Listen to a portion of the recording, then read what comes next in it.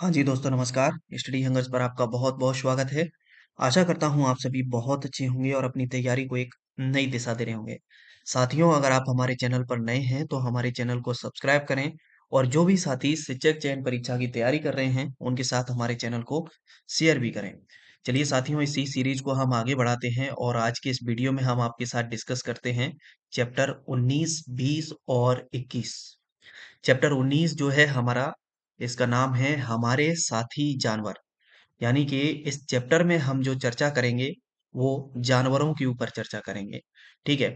तो इस चित्र में आप एक देख पा रहे होंगे यहाँ पर एक चित्र है और इस चित्र में बच्चे के हाथ में एक चिड़िया है और इसे चोट लगी हुई है। एक दिन हुआ क्या ये स्टोरी मैं थोड़ी सी आपको बता दूं शॉर्ट में।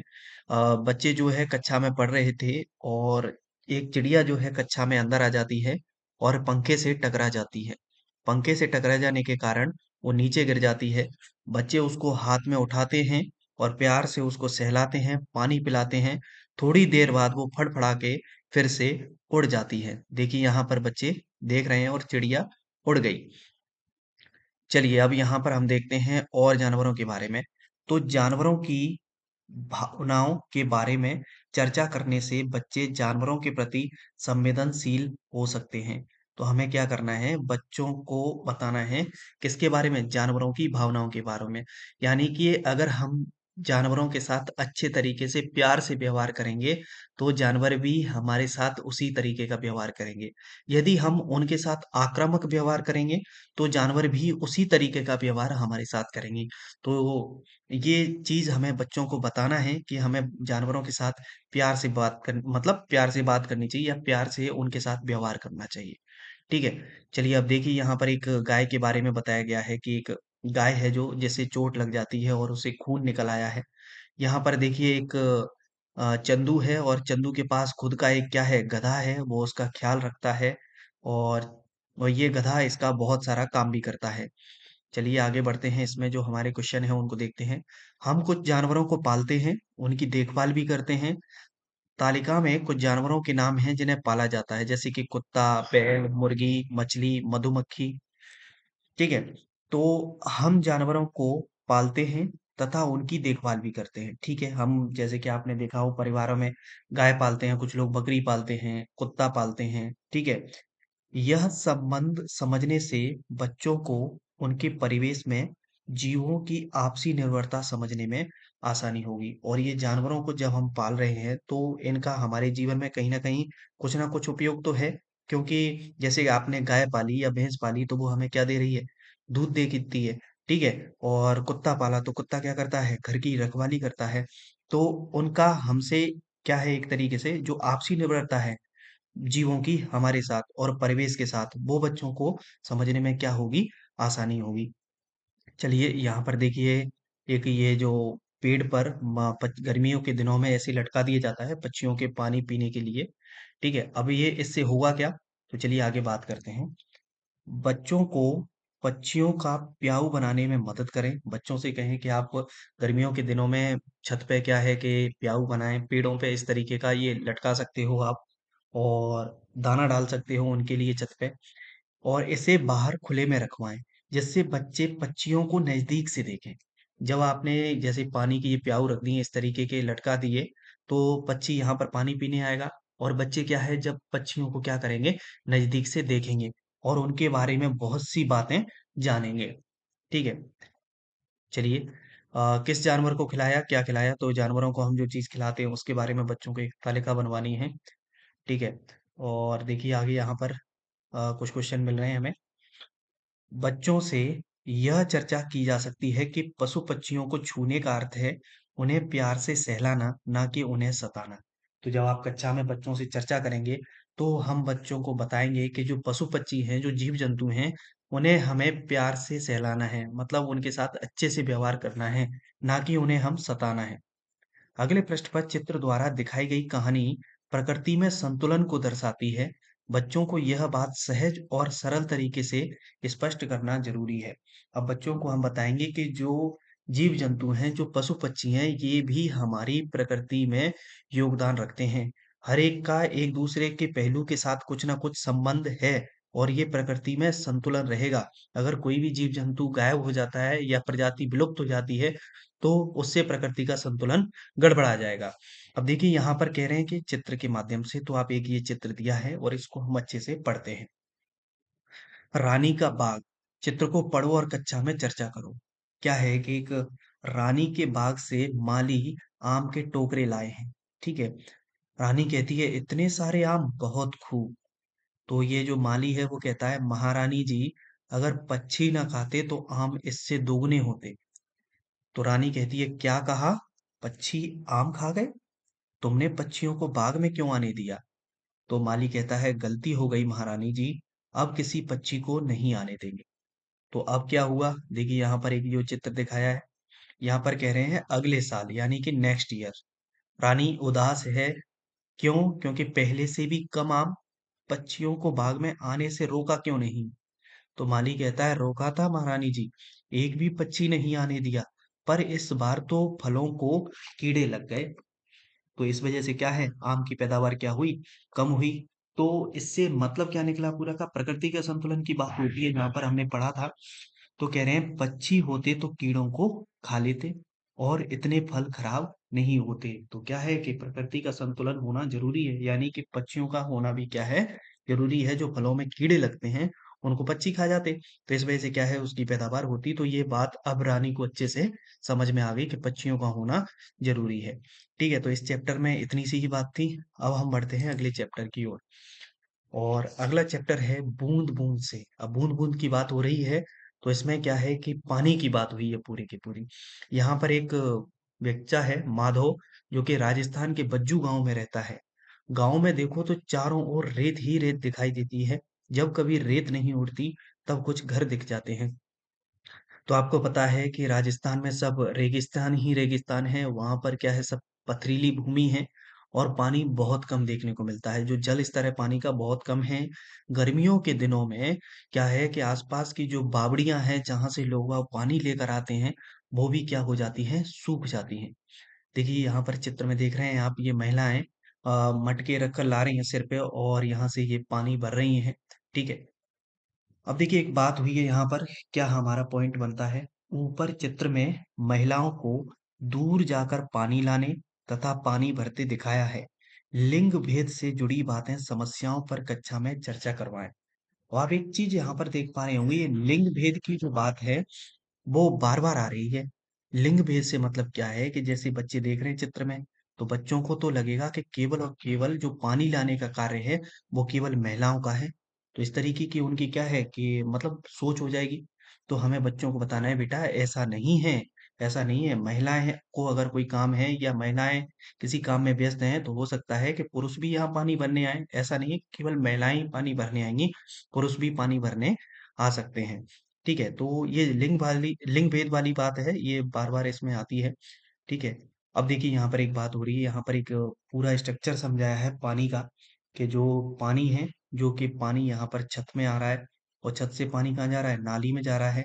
और नाली से क्या है, आंगन के नीचे टांका, और ये ढक्कन में इस तरीके से जा रहा है। अब क्या है ये चीज, तो देखिए बात करते हैं इसके बारे में। कुछ लोग बारिश का पानी इकट्ठा करते हैं। यह खास तरह से किया जाता है टांका बनाकर। तो राजस्थान में क्या है कि कुछ लोग बारिश के पानी को इकट्ठा करते हैं, किस तरीके से करते हैं, तो टांका बनाकर। तो क्या तुम जानते हो टांका क्या होता है और इसे कैसे बनाते हैं? तो आंगन में गड्ढा बनाकर उसे पक्का करके टांका बनाते हैं। टांके को ढक्कन से बंद कर देते हैं। जैसे चित्र में आपने देखा कि यहाँ पर इन्होंने क्या है, गड्ढा करके एक मतलब टंकी टाइप की बना दी और इसको ढक्कन से बंद कर दिया। ठीक है। टांके के लिए घर की छत को कुछ ढलवा बना देते हैं, मतलब ढलवा आकार में होती है, जिससे छत पर गिरा बारिश का पानी नाली के द्वारा नीचे टांके में इकट्ठा हो सके। और छत की नाली पर जाली लगा देते हैं जिससे कूड़ा कचरा टांके में ना जा सके। और यह पानी साफ करके पीने के काम में लाया जाता है। ठीक है। कभी कभी गांव के एक टांके से माधो को भी पानी लेने देते हैं। ठीक है, तो क्या होता है कि बरसात के दिनों में जो पानी बहकर आता है उस पानी को क्या कर लिया जाता है, यहाँ पर स्टोर कर लिया जाता है। और इसको राजस्थान में क्या कहते हैं, टांका कहते हैं। ठीक है।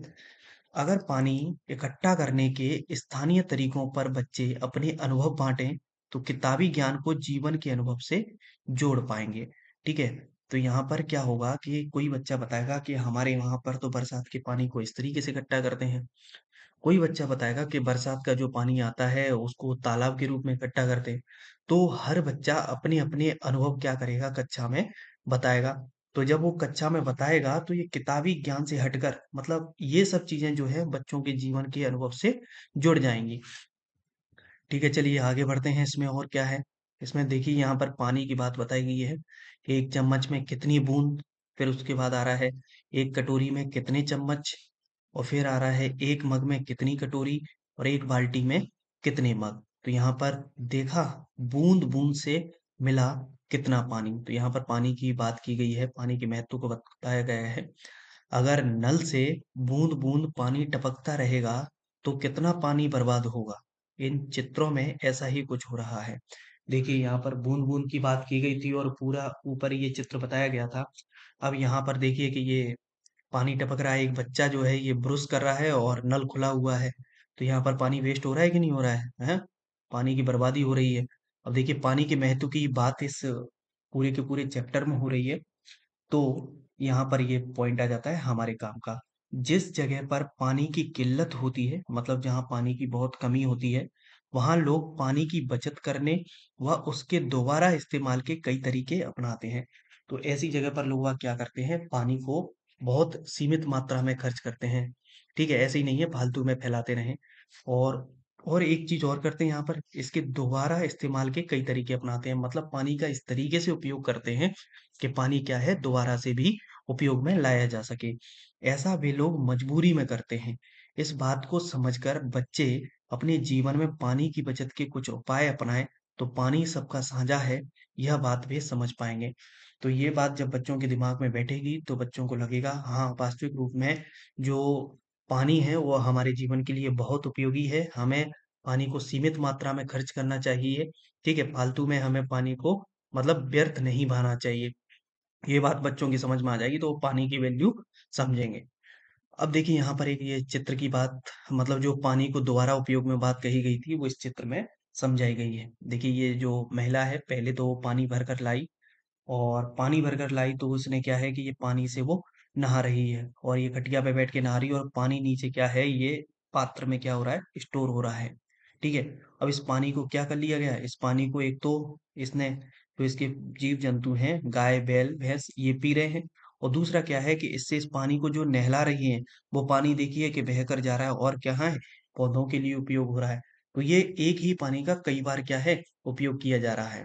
ठीक है, इस्तेमाल किए हुए पानी के अब ठीक है यहाँ पर आते हैं इस्तेमाल किए हुए पानी के पुनः उपयोग पर चर्चा करें। तो जैसा कि हमने ऊपर देख लिया यह चर्चा पानी के बचाव के महत्व को समझने में सहायक होगी। तो बच्चे पानी के क्या है बचाव के महत्व को समझेंगे इस चीज से।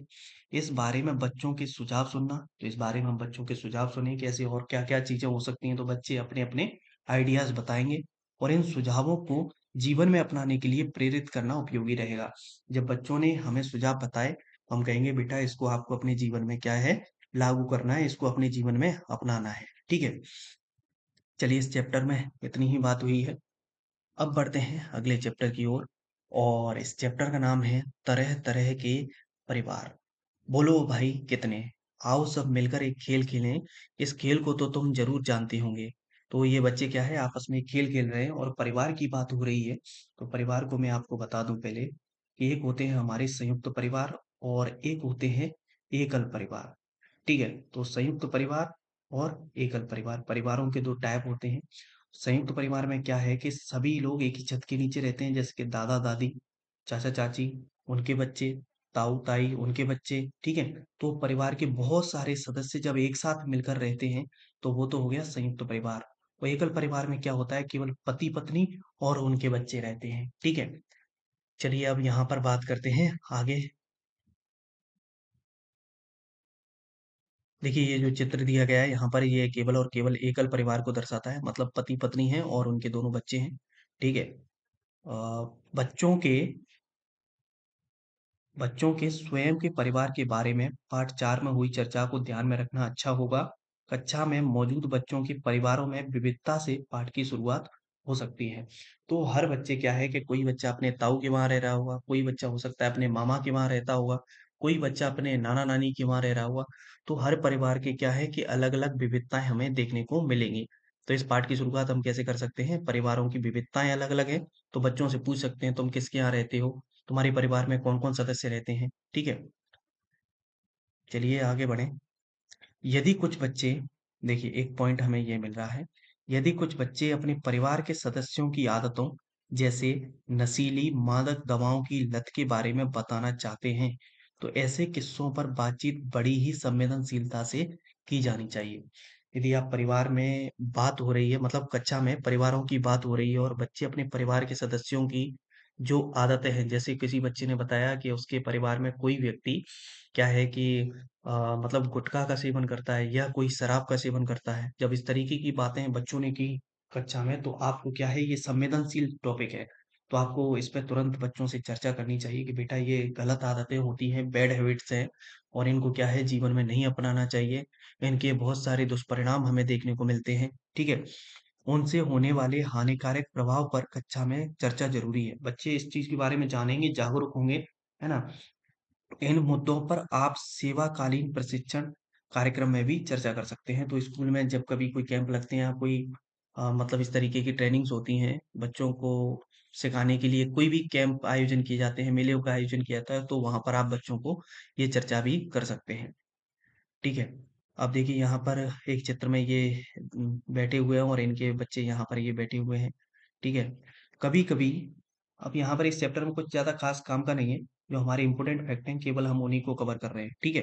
बाकी का पढ़ने के लिए आप इनको बुक से रीड कर सकते हैं। नीड नहीं है यानी कि जो ख़ास-ख़ास इम्पोर्टेंट फैक्ट हैं उन्हीं को कवर करना सही है। कभी-कभी कुछ ऐसे परिवारों नशीली दवाओं की लत के बच्चों में भी ये लत पड़ जाती है। कई परिवारों में क्या है कि परिवार के सदस्य अ, मतलब गलत चीज़ों का सेवन कर रहे हैं, तो वहाँ पर क्या हो जाता है यही हैबिट देखने को मिली उनके बच्चों में और यदि उन बच्चों में या किसी अन्य बच्चे में ऐसा व्यवहार दिखाई दे, तो उनसे अलग से बातचीत की जानी चाहिए। तो हमें एक अच्छा बच्चे से कहना चाहिए बेटा ये गलत चीज़ है, आपको इससे दूर रहना चाहिए, ताकि समय पर उनकी यह लत छुड़वाई जा सके। तो यहाँ पर विशेषकर बात हो रही है परिवारों के किस्से, नशीली दवाओं के सेवन या नशीली जो भी चीज़ें हैं, उनके सेवन की बात हो रही है, तो बच्चों को इस चीज़ के बारे में आपको जागरूक बनाना है और मतलब इसके जो भी दुष्प्रभाव देखने को मिलते हैं, उनके बारे में भी बच्चों को बताना है। ठीक है? और देखिए एक बच्चा यहाँ पर ये पढ़ रहा है पूरा, ठीक है? और आगे क्या पॉइंट हमें देखने को मिल रहा है इसमें पाठ में कुछ परिवारों के बारे में बताया गया है, यानी कि अलग-अलग परिवार हैं इसमें, कोई बच्चा अपने नाना के यहाँ रहता है, तो कोई बच्चा अपने ताऊ-ताई के यहाँ रहता है, ये चीज़ इस पाठ में बताई गई है। और इनके अलावा भी कई तरह के परिवार होते हैं और इस विविधता को समझने के लिए बच्चों से उनके परिवार के बारे में चर्चा की जा सकती है। बच्चे जब अपने परिवार के बारे में बताएँगे तो हर बच्चे के परिवार की जो विविधता है मतलब परिवार का जो टाइप है वो कैसा है, अलग-अलग होगा। ठीक है? अब देखिए यहाँ पर सीता माँ का परिवार बताया गया है। क्या तुम परिवार की कल्पना एक पेड़ के रूप में कर सकते हो? यहाँ सीता माँ के परिवार को चित्र द्वारा दर्शाया गया है। देखिए यहाँ पर उसके दादा-दादी, फिर ये परिवार के और अन्य सदस्य हुए, ताऊ-ताई हुए, उनके बच्चे हुए, फिर पापा-माँ और ये नाना-नानी। इस तरीके से ये जो इस कहानी की मतलब जो पात्र थी सीता माँ, उसके पूरे के पूरे परिवार का एक चित्र बनाया गया है। अब बच्चों से हम इसी तरीके का उनका परिवार का वृक्ष बनाने को मतलब परिवार का पेड़ बनाने को हम बच्चों से कह सकते हैं कि तुम भी अपने परिवार का पेड़ इस तरीके से बनाइए। ठीक है? तो इस चैप्टर में बस इतना ही है और कोई पॉइंट इसमें ख़ास है नहीं। चलिए, मुलाकात करेंगे फिर अगली वीडियो में। जब तक आप सभी अपना ख़्याल रखिए। ठीक है? जय हिंद, जय भारत।